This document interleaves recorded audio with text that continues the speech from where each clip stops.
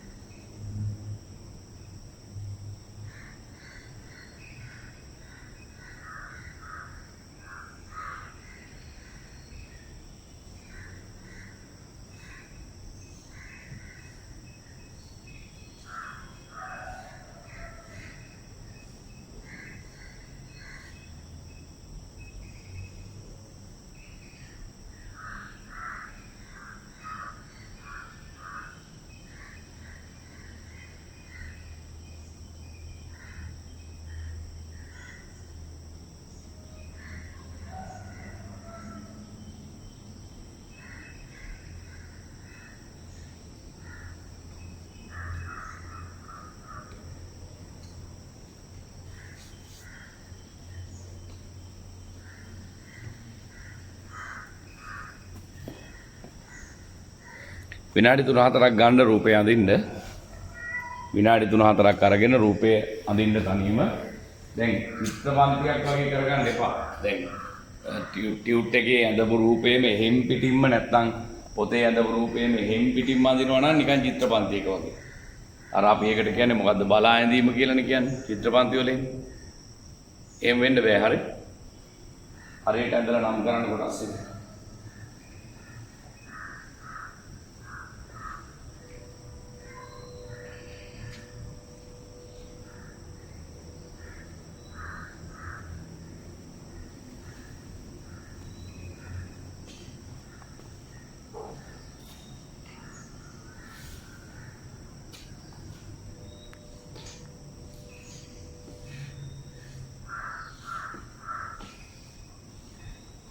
එයා තමයි අංක 1.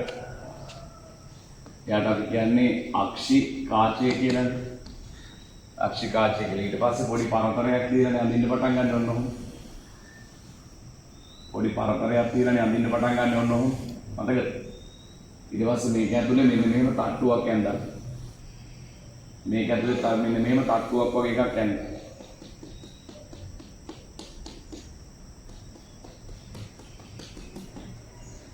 මේ පළවෙනියටම හම්බෙන තට්ටුව ඒකට අපි කියමු අංක 2 කියලා.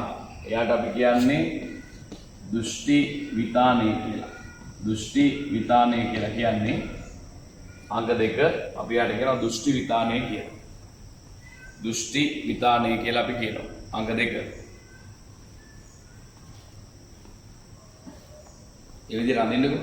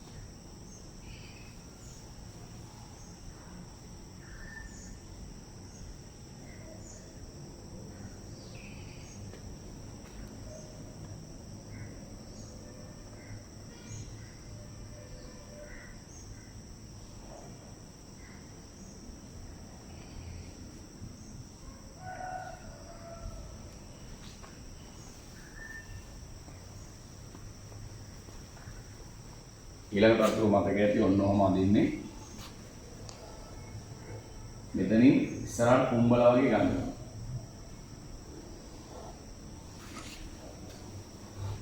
මේකේ රුධිර කේශනාලිකා බහුලව තියෙනවා. රුධිර කේශනාලිකා බහුලව තියෙනවා. මේ පැත්තේ නම් කරන්නම් අංග 3. අංග 3 එයාට කියනවා පුතේ අපි රුධිරග්‍රාහීය කියලා.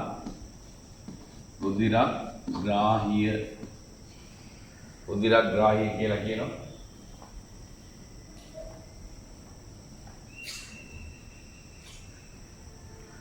රුධිරග්‍රාහීය කියලා කියනවා. මේ තියෙන අවසාන ස්තරයෙන් මේ තියෙන අවසාන ස්තරය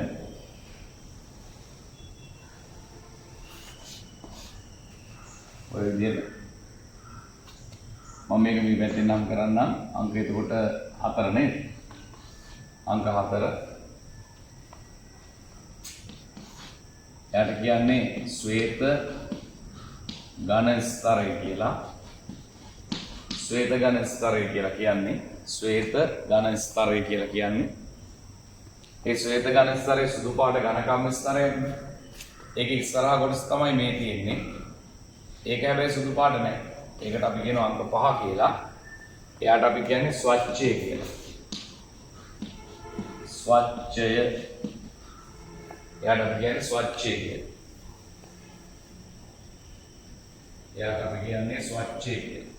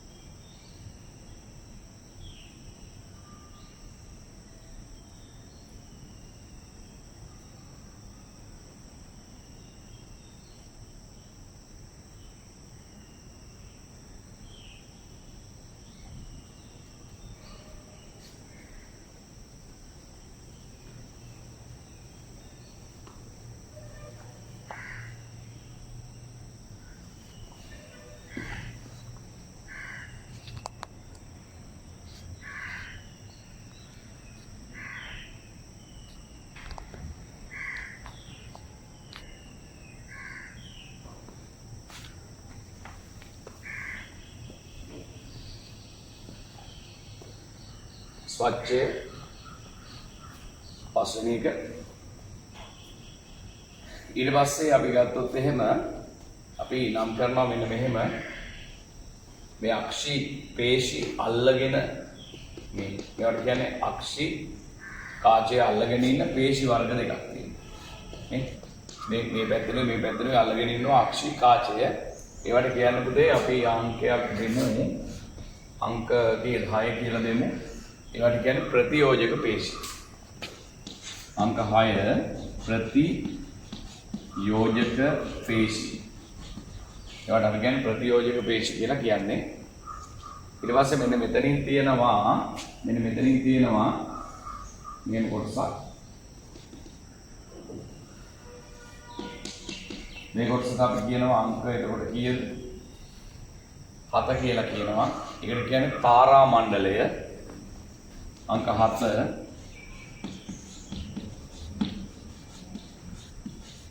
තාරා මණ්ඩලය කියලා කියනවා. අංක 7 තාරා මණ්ඩලය. ඊට පස්සේ මෙන්න මෙතන සිදුරක් තියෙනවා. අංක 8 සිදුරක් තියෙනවා. ඒකට කියන්නේ කණීනිකාව කියලා.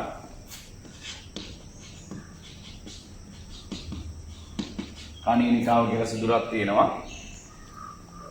ඊට පස්සේ මේ හරියට ඉල්ලලා තියෙන ජෙලි වගේ ද්‍රව්‍යයකින් ඒකට අපි කියමු අංක 9 කියලා. මේ හරියට ඒ වගේ ජෙලි වගේ ද්‍රව්‍යයකින් ඉල්ලලා තියෙන්නේ අංක 10 කියලා කියමු. අංක 9 අම්ල රසය. අංක 10 එයාට කියනවා අපි කාච රසය කියලා. අම්ල රසයයි කාච රසයයි. අම්ල රසය ඒ වගේම කාච රසය. අම්ල රසය සහ කාච රසය. අම්ල රසය කාච රසය.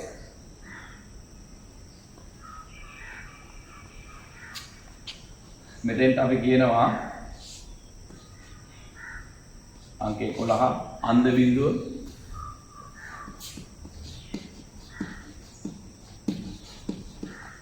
අන්ධ බිඳුව කියලා කියනවා. මෙතෙන්ට අපි කියනවා කහලපේ කියලා. කහලපේ කියලා කියනවා. මේවට අපි කියන්නේ අක්ෂි පේශි අංක එතකොට කීයද? 13 අක්ෂි පේශි කියලා කියනවා.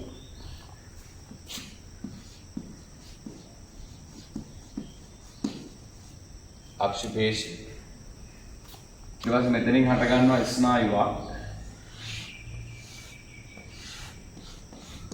මෙතනින් හට ගන්නවා ස්නායුවක් අංක 14. අපි ඒකට කියනවා දෘෂ්ටික ස්නායුව කියලා කියනවා. දෘෂ්ටික ස්නායුව කියලා කියනවා. ඔය තමයි වාලය මට්ටමේදී අපි ඇහි කොටස් කියලා හඳුන්වන කොටස් ටික.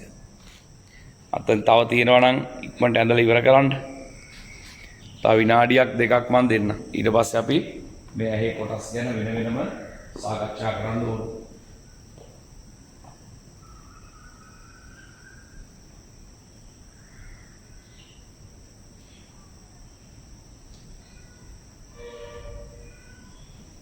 තාමත් අපි ඔය ඉන්නේ ගිය සතියේ තැන.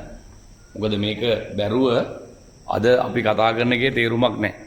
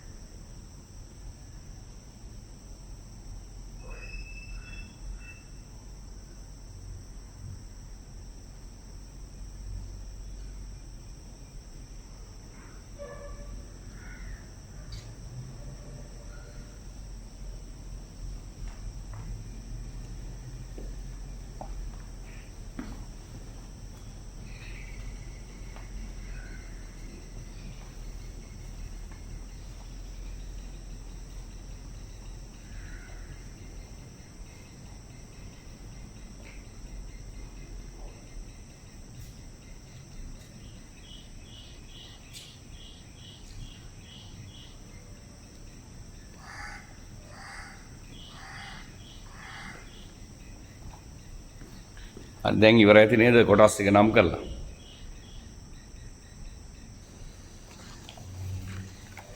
හරි අපි එහෙනම් ඇස කියන කොටසේ සටහන් වලට යන්න උත්සාහ කරමු.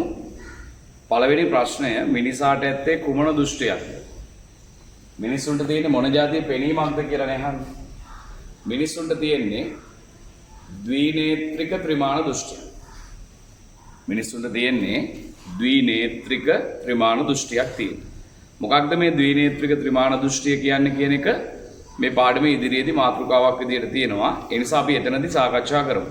දැනට එහෙනම් උත්තරේ මොකද්ද? මිනිසාට තියෙන්නේ කුමන වර්ගයේ පෙනීමක්ද? ද්විනේත්‍රික ත්‍රිමාන දෘෂ්ටියක් තියෙනවා. ලියන්න ඕන. ද්විනේත්‍රික ත්‍රිමාන දෘෂ්ටියකි. ද්විනේත්‍රික ත්‍රිමාන දෘෂ්ටියකි.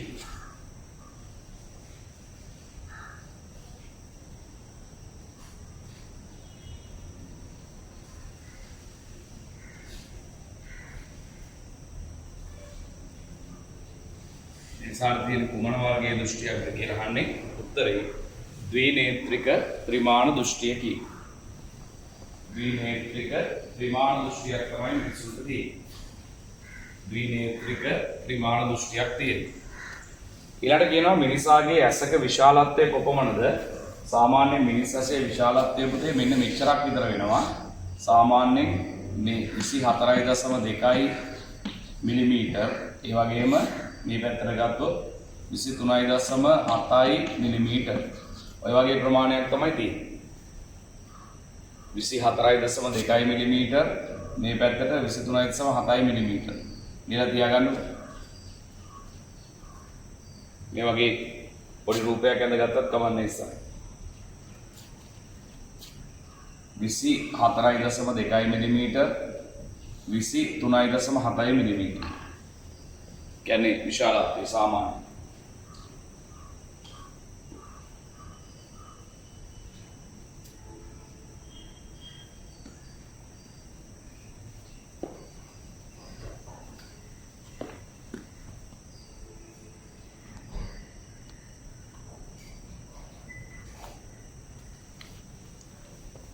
විසි 4.2 මිලිමීටර් 24.2 මිලිමීටර් 23.7 මිලිමීටර්. මේ වගේ විශාලත්වයක් තමයි මිනිස් ඇසේ තියෙන්නේ. එතකොට ඊට පස්සේ කියන්නේ මිනිස් ඇසක දික්කඩ රූපය ඇඳ කොටස් නම් කරන්න කියන්නේ. එතකොට දික්කඩ රූපය ඇඳලා කොටස් නම් කරනවා කියලා කියන්නේ මෙන්න මේ රූපය. දැන් අපි මේ වැඩේ කරලා අවසන්. දික්කඩ රූපය ගැන කතා කරලා අවසන්. දැන් මම දාලා තියෙනවා මේ අච්චු පොතේ තියෙන රූපස්ථාන.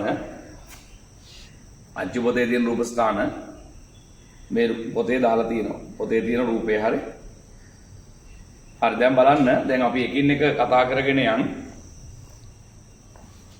මුලින්ම කතා කරන්න යන්නේ අක්ෂිකාචය ගැන. මෙන්න මෙයානේ අක්ෂිකාචය කියලා කියන්නේ. අක්ෂිකාචය ගැන මුලින්ම කතා කරමු. පළවෙනි කාරණාව තමයි පුතේ මේ අක්ෂිකාචය කියන එක උත්තල කාචය. පළවෙනි කාරණාව තමයි මේ අක්ෂිකාචය කියන එක උත්තල කාචය. මේ අක්ෂිකාචයේ තියෙන විශේෂත්වය තමයි මේ අක්ෂිකාචයේ වක්‍රතාවය අඩු වැඩි කරන්න පුළුවන්. අක්ෂිකාචයේ වක්‍රතාවය අඩු වැඩි කරන්න පුළුවන්.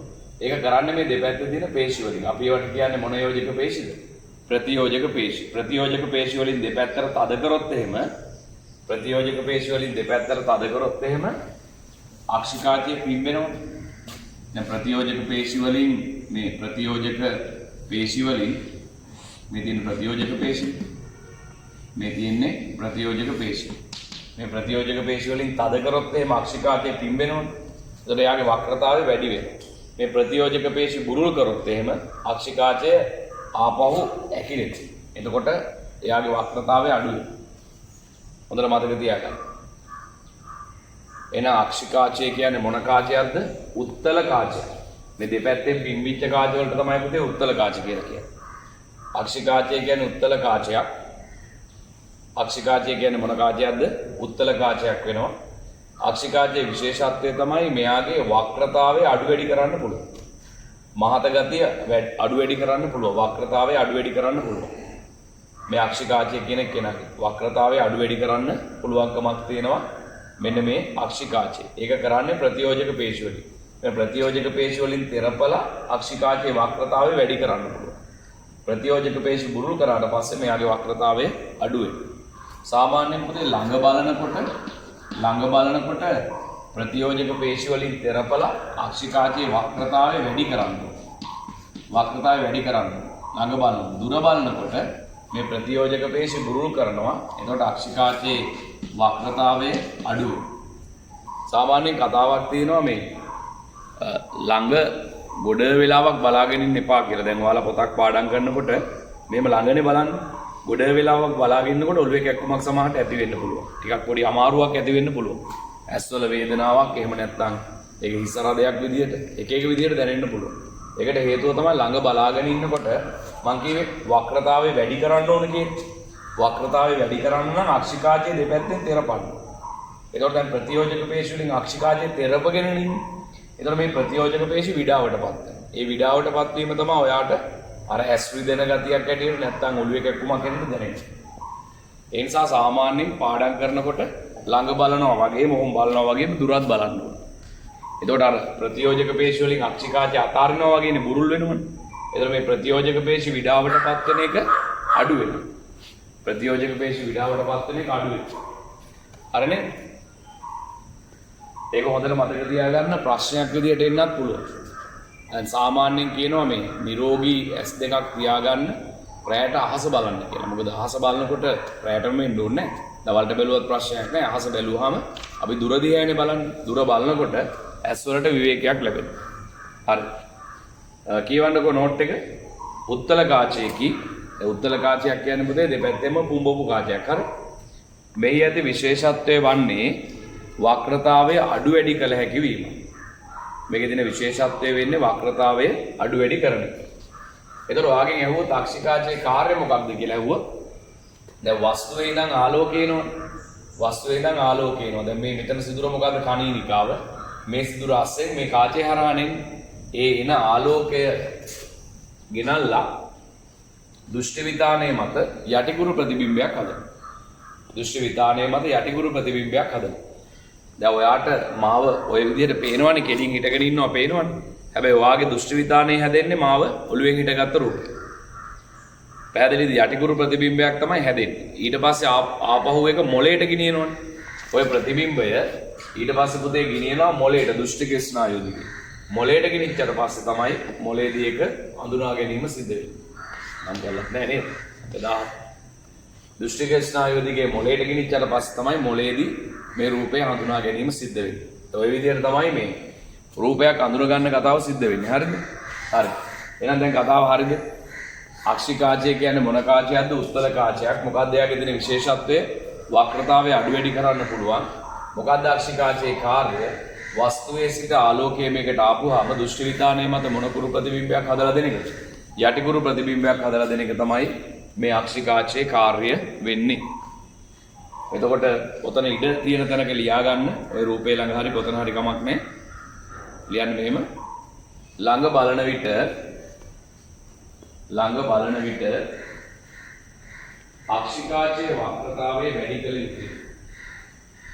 ළඟ බලන විට අක්ෂිකාචයේ වක්‍රතාවය වැඩි විය යුතුයි. අක්ෂිකාචයේ වක්‍රතාවය වැඩි විය යුතුයි. අක්ෂිකාචයේ වක්‍රතාවය වැඩි විය යුතුය. අක්ෂිකාචයේ වක්‍රතාවය වැඩි විය යුතුය.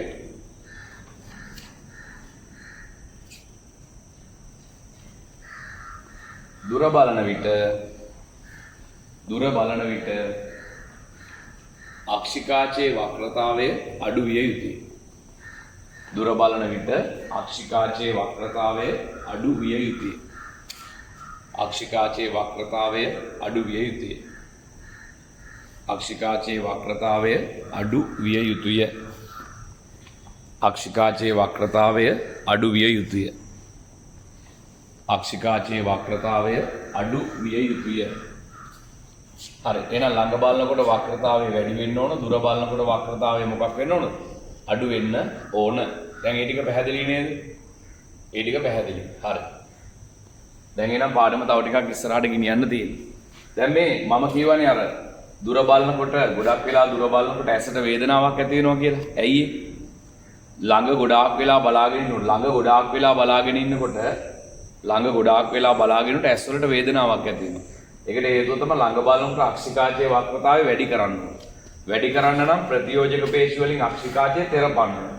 එතකොට ප්‍රතියෝජක පේශි විඩාවටපත් වෙලා ඇස් වලට වේදනාවක් ඇති වෙනවා. මේවා හරි ලස්සනට උත්තර ගලපලා කියන්න පුළුවන් වෙන්න ඕනවා. තේරුණාද? පොඩි පන්ති වල කියනවා වගේ නෙවෙයි.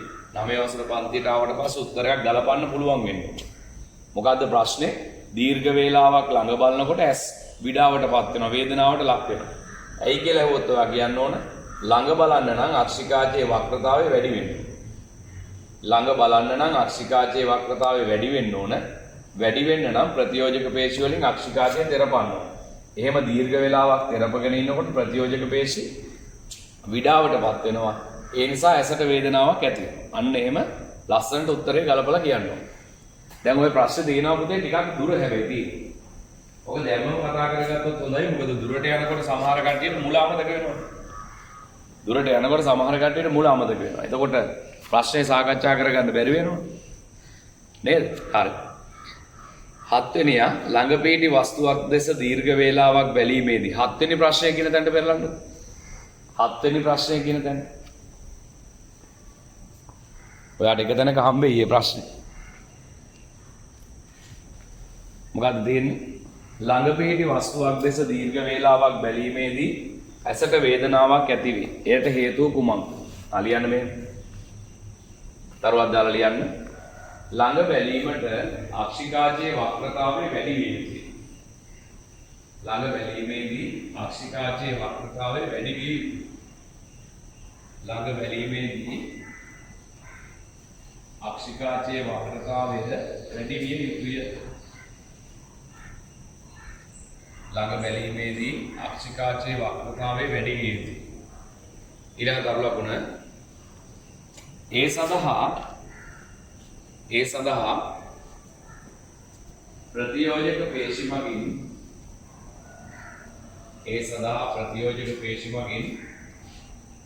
සඳහා ප්‍රතියෝජක පේශි මගින් අක්ෂිකාචය තෙරපිය යුතුය.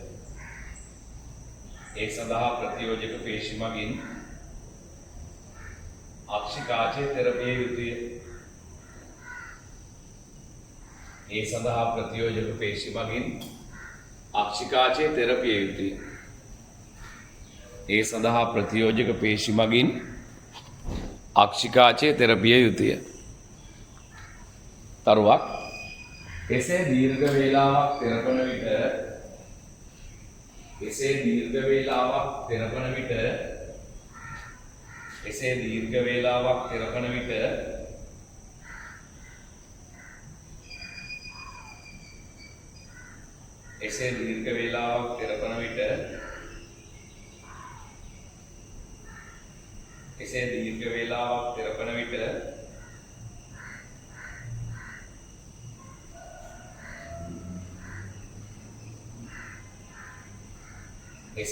වේලාවක් තෙරපන විට ප්‍රතියෝජක පේශි විඩාවට පත්වන නිසා දීර්ඝ වේලාවක් තෙරපන විට ප්‍රතියෝජක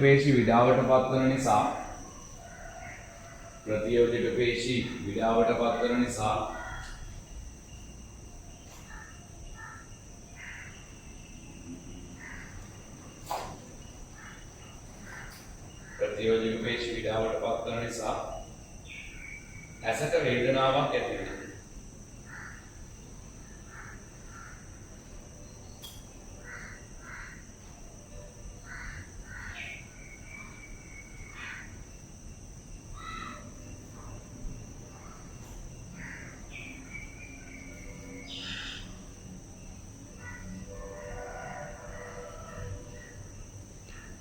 ඇසට වේදනාවක් ඇති වේ.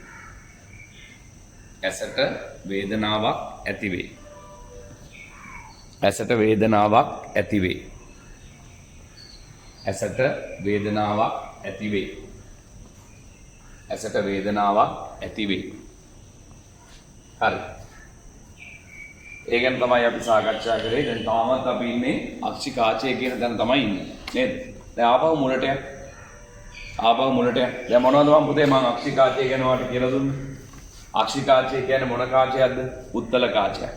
ඒකේ විශේෂත්වය තමයි මොකද්ද? මෙයාගේ පුතේ වක්‍රතාවය අඩු වැඩි කරන්න පුළුවන්. හැබැයි ඒක කරලා දෙන්නේ මේ දෙපැත්තේ දින පේශි වලින්, ප්‍රතියෝජක පේශි වලින්. එයාලා තද කරොත් එහෙම දෙපැත්තට මෙයාගේ වක්‍රතාවය වැඩි වෙනවා.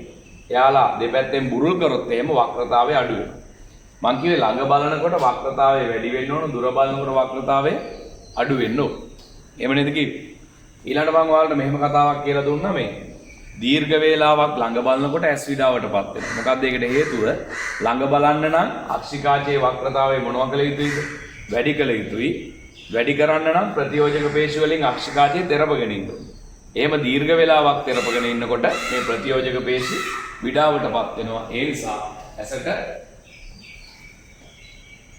ඇසට වේදනාවක් ඇති වෙනවා කියලා තමයි අපි කියන්නේ. හරි. දෙවෙනි එක නා පුතේ ප්‍රතියෝජක පේශි. දැන් මේ වෙනකොටත් අපි ඒ ගැන සාකච්ඡා කරලා ඉවරයි. මෙමගින් අක්ෂිකාචයේ වක්‍රතාවය අඩු වැඩි කරයි. මේ ප්‍රතියෝජක පේශි වලට පුළුවන් අක්ෂිකාචයේ වක්‍රතාවය අඩු වැඩි කරන්න. මේ දෙන්න තෙරපුවොත් එහෙම වක්‍රතාවය වැඩි වෙනවා. පිම්බෙනවනේ. මේ දෙන්න බුරුල් කරොත් එහෙම අක්ෂිකාචයේ වක්‍රතාවය අඩු වෙනවා. ඒ වගේම තමයි අක්ෂිකාචයේ රඳවගෙන තියාගෙන ඉන්න ප්‍රතියෝජක පේශි. අක්ෂිකාචය මෙතන තියෙන්නේ ප්‍රතියෝජක පේශි වලින් අල්ලගෙන තියෙන්නේ. හරි. ඊට පස්සේ පුතේ ශ්වේතගන ස්තරය. දැන් මට තව විශේෂ දෙයක් කියන්න ඕන. මිනිස් ඇසේ පුතේ ප්‍රධාන ස්තර තුනක් තියෙනවා. මිනිසාගේ ඇසේ ප්‍රධාන ස්තර තුනක් තියෙනවා විභාගෙදී අහනවා.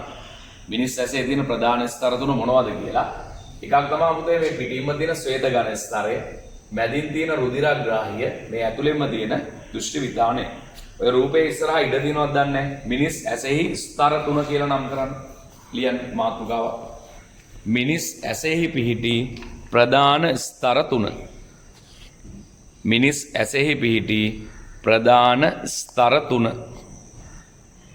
මිනිස් ඇසෙහි පිහිටි ප්‍රධාන ස්තර තුන.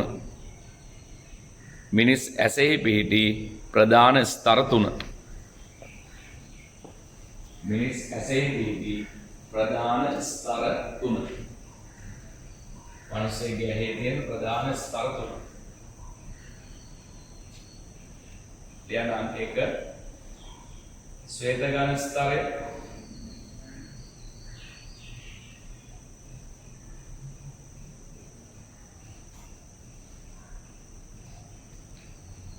අංක 1 ශ්වේතගන ස්තරය, අංක 1 ශ්වේතගන ස්තරය,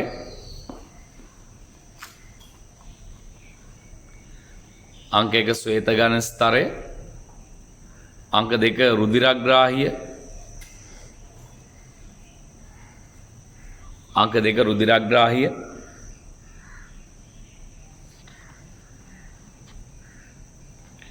රුධිරග්‍රාහිය,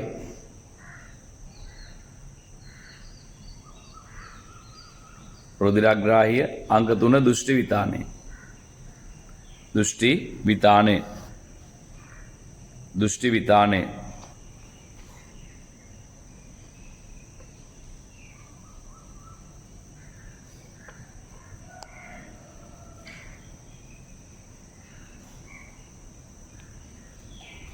දෘෂ්ටි විතානය.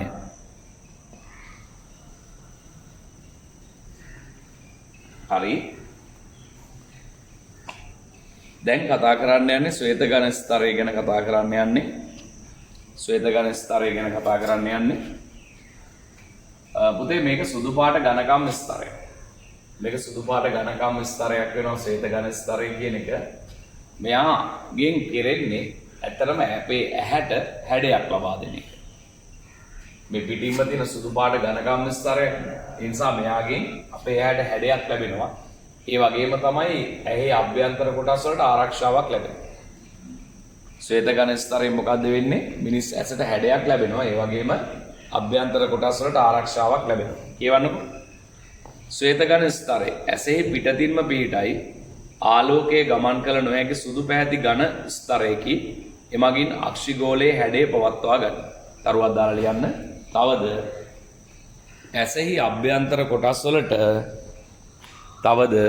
ඇසෙහි අභ්‍යන්තර කොටස් වලට තවද ඇසෙහි අභ්‍යන්තර කොටස් වලට ආරක්ෂාවක් ලබා දෙයි. තවද ඇසෙහි අභ්‍යන්තර කොටස් වලට ආරක්ෂාවක් ලබා දෙයි. තවද ඇසෙහි අභ්‍යන්තර කොටස් වලට ආරක්ෂාවක් ලබා දෙයි. තවද ඇසෙහි අභ්‍යන්තර කොටස් වලට ආරක්ෂාවක් ලබා දෙයි. තවද ඇසෙහි අභ්‍යන්තර කොටස් වලට ආරක්ෂාවක් ලබා දෙයි. හරි. දැන් ඊට පස්සේ පුතේ මේ ශ්වේත ඝන ස්තරයේම ඉස්සරහා කොටසට කියනවා ස්වච්ඡය කියලා මේක. හැබැයි මේ ටික පුතේ අවර්ණයි. ඒ කියන්නේ සුදු පාට නැහැ. මේ හරහා ආලෝකය ඇතුළු වෙන්න ඉඩ දෙනවා. මුලින්ම ආලෝකය ඇතුළු වෙන්න ඕනේ. එතකොට මොකක් කරාද? ස්වච්ඡය හරහා තමයි ආලෝකය ඇතුළු වෙන්න ඕනේ. ස්වච්ඡය. මේව ලියන්න තරුවක් දාලා ශ්වේත ඝන ස්තරයේ ඉදිරිපස කොටස.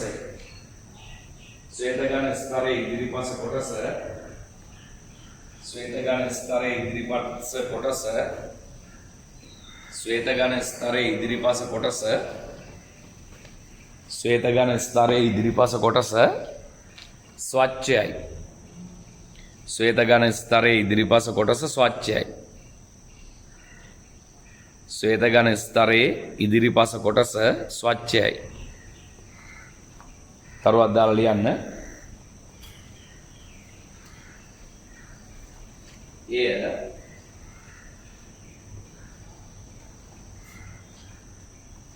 ආලෝකය ඇතුළු විය හැකි පරිදි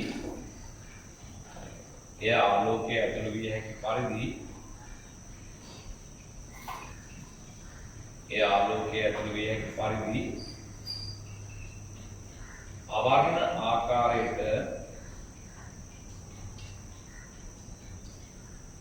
ආලෝකය ඇතුළු විය හැකි පරිදි අවර්ණ ආකාරයට සකස් වී තිබේ.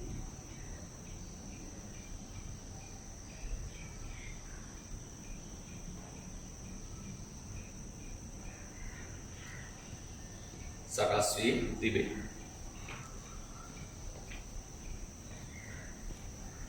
හරි. ඊළඟ එක්කෙනා තමයි රුධිරග්‍රාහීනේ. ඊළඟ එක්කෙනා රුධිරග්‍රාහීය. රුධිරග්‍රාහීයේ තියෙන විශේෂත්වය තමයි පුතේ මේක මැද තියෙන ස්තරයෙන් රුධිරග්‍රාහීය රුධිර කේශනාලිකා බහුලව තියෙනවා. මේ රුධිරග්‍රාහීය කියන කොටසේ රුධිර කේශනාලිකා බහුලව තියෙනවා. ඒ වගේම තමයි එයා තමයි ඇසට පෝෂණය සපයන්නේ. ඒ කාරණා දෙක මතක තියාගන්න හොඳටම ඇති. ලියන්න රුධිරග්‍රාහී යටතේ මෙහි රුධිර කේශනාලිකා බහුලව අඩංගු වේ. මෙහි රුධිර කේශනාලිකා බහුලව අඩංගු වේ.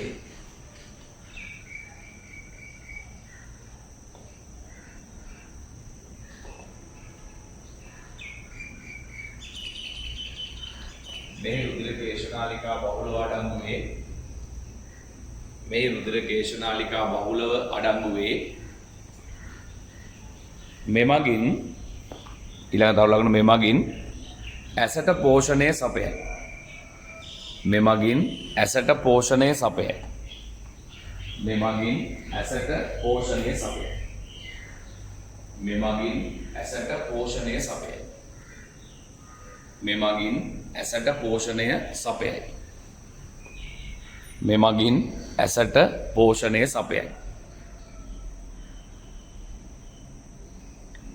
මෙමගින් ඇසට පෝෂණය සපයයි.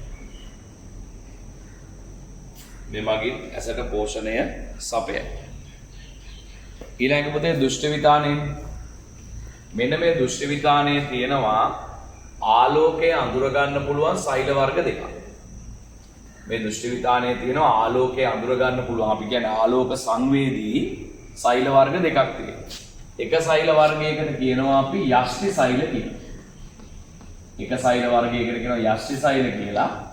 දෙවෙනි සෛල වර්ගයට කියනවා අපි කේතු සෛල කියලා. යෂ්ටි සෛලයි කේතු සෛලයි. දෘෂ්ටි විතානයේ මත තමයි වස්තුවේ මොන කුරු ප්‍රතිබිම්බයක්ද යටි කුරු ප්‍රතිබිම්බයක් හැදෙන්නේ. එහෙනම් දෘෂ්ටි විතානයේ තියෙනවා මොනවද? ආලෝකය හඳුර ගන්න පුළුවන්. නැත්නම් ආලෝක සංවේදී සෛල වර්ග දෙකක්. මොකද්ද සෛල වර්ග දෙක? යෂ්ටි සෛල සහ කේතු සෛල.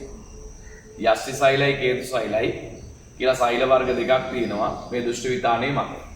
එතකොට දෘෂ්ටි විතානේ මත වස්තුවක මොනකුරු ප්‍රතිබිම්බයක් යටිකුරු ප්‍රතිබිම්බයක් හැදෙනවා. හරි. දෘෂ්ටි විතානේ මෙහි ආලෝක සංවේදී වත් කියලාද කියන්නේ මෙහි ආලෝක සංවේදී ලියන්න හිස්තනක් ආහිස්තනක් ඇතනේ යෂ්ටි සෛල හා කේතු සෛල. යෂ්ටි සෛල හා කේතු සෛල. මේ ආලෝක සංවේදී යෂ්ටි සෛල හා කේතු සෛල. යෂ්ටි සෛල හා කේතු සෛල ඇත. ඊළඟ බේලිය කියනවා දෘෂ්ටි විතානේ මත වස්තුවේ මොනකුරු ප්‍රතිබිම්බයක්ද යටිකුරු ප්‍රතිබිම්බයක් සෑදේ. මේ දෘෂ්ටි විතානේ මත වස්තුවේ යටිකුරු ප්‍රතිබිම්බයක් හැදේ. දෘෂ්ටි විතානේ මත වස්තුවේ යටිකුරු ප්‍රතිබිම්බයක් හැදේ. හරි. පොතේ වෙනදාට දැන් අපි සාමාන්‍යයෙන් දැන් අද මම මේ පන්තිය මේ සාකච්ඡා කරන දවස පෙබරවාරි මාසේ 27. එතකොට වෙනදාට අපි සාමාන්‍යයෙන් මේ පාඩම ජනවාරි මාසෙදී ඉවර වෙලා තියෙන මේ පාඩම සම්පූර්ණයෙන් මාර්තු මාසෙදී අපේ කටයුත්ත තමයි පෙබරවාරි අගදී පටන් ගන්නවා තුන්වෙනි පාඩම පෙබරවාරි මැද වෙනකොට. ඔව් පටන් ගන්නවා. ඒ වගේම මේ මාසෙම මේක ඉවර වෙනවා. තුන්වෙනි පාඩම. හැබැයි දැන් මේ වෙනකොට අපි එහෙම වෙලා නැහැ. දැන් මාර්තු මාසෙට ඊට අනිද්දා එන්නත් හදනවා. ඒ එනකොටත් අපි තුන්වෙනි පාඩමවත් කරලා නැහැ. එතකොට දැන් මම ඉස්සෙල්ලාම කරන්නේ ඔයාලට පන්තියේදී පන්තිය පටන් ගත්තාම හතරවෙනි පාඩමයි පස්වෙනි පාඩමයි කියන පාඩම් දෙක ඉක්මනට ඉවර කරන්න පුළුවන් පාඩම් දෙකක්. ඒ පාඩම් දෙක ඉක්මනට ඉවර කරලා දෙන්න. සාමාන්‍ය පන්තිය පටන් ගත්තට පස්සේ ඊට පස්සේ අපි ඔන්ලයින් එකෙන්ම සාකච්ඡා කරලා දෙනවා ඔයාලට තුන්වෙනි පාඩම ඒ පදාර්ථයේ පිළිබඳ සාකච්ඡා කරන පාඩම. කොහොම හරි කරලා අපි දැන් ඉස්කෝලේ පටන් ගන්නකොට අපි යම් තැනකට ඇවිල්ලා තියෙන්න ඕන. මොකද නැත්තම් එහෙම අපි ප්‍රමාද වෙනවා. ඒ නිසා අපි පන්ති පටන් ගත්තට පස්සෙත් ඔන්ලයින් පාඩම යම් ප්‍රමාණයකට කරගෙන යනවා. අර පාඩම් ටික සමාන මට්ටමකට එනකම්. හරි. දැන් මේ වෙනකොට අපි අර 11 වසරේ අයියලා කළා විභාගයට සූදානම් කරලා යවලා ඉවරයි. ඒ නිසා දැන් පොඩ්ඩක් නිදහස් වෙලාවල් ඇති වෙනවා. ඒතකොට අපිට පොඩ්ඩක් ඔන්ලයින් රෙකෝඩින් එකක් එහෙම කරගන්න තියෙන කාලය වැඩි වෙනවා. දැන් පහුගිය කාලේ බොහොම අපහසුතාවෙන් තමයි පන්ති කරේ. මොකද හේතුව 11 වසරේ කණ්ඩායමේ සිලබස් එක ඉවර කරලා දෙන්න ඕනේ. යාළගේ වැඩ ටික ඉවර කරලා දෙන්න ඕනේ. ඒ නිසා ලොකු වැඩ කටයුතු ගොඩක හිටියේ. මොකද 11 වසර පන්ති දෙකක් තිබ්බනේ. පරණ පන්තියේ අලුත් පන්තියේ කියලා. දැන් පරණ පන්තිය ඉවත් වෙලා තියෙන්නේ. අලුත් පන්තියේ විතරයි තියෙන්නේ. ඒ නිසා අපිට දැන් ඔය රෙකෝඩින් එකක් එහෙම කරගන්න යම් කාලයක් ඉතුරු වෙනවා. ඒ නිසා අපිට පන්ති දෙකම සුපුරුදු පන්තිය පටන් ගන්න පුළුවන්. ශාලා පන්තිය, ඔන්ලයින් පන්තියත් අපිට ඉස්සරහට කරගෙන යන්න පුළුවන්. හරි. කොහොම හරි දැනුම් දෙන්නම් කවද්ද පන්තිය පටන් ගන්න කියලා. එතකන් අපි ওই විදිහට ඔහොම කරගෙන යන්න. හුඟක් වෙලාවට අපිට ඊළඟ සතිය වගේ වෙනකොට පන්තිය සාමාන්‍ය පරිදි ආරම්භ කරන්න පුළුවන්කම ලැබෙනවා. හරි. එතකොට ওই ටික තමයි කියන්න තියෙන්නේ මේ කොටසේදී. දැන් ඔයාලා පොඩි විවේකයක් අරගෙන විනාඩි 20ක 30ක විවේකයක් අරගෙන මොකද ඇස්වලට හොඳ නැහැ මේ වගේ තිරයක් දිහා එක දිගට බලාගෙන ඉන්න එක ප්‍රශ්නයක්. ඒ නිසා ඔයාලා විවේකයක් ගන්න. විවේකයක් අරගෙන පැය භාගයකින් විතර ඇවිල්ලා ඊළඟ වීඩියෝ එක බලන්න.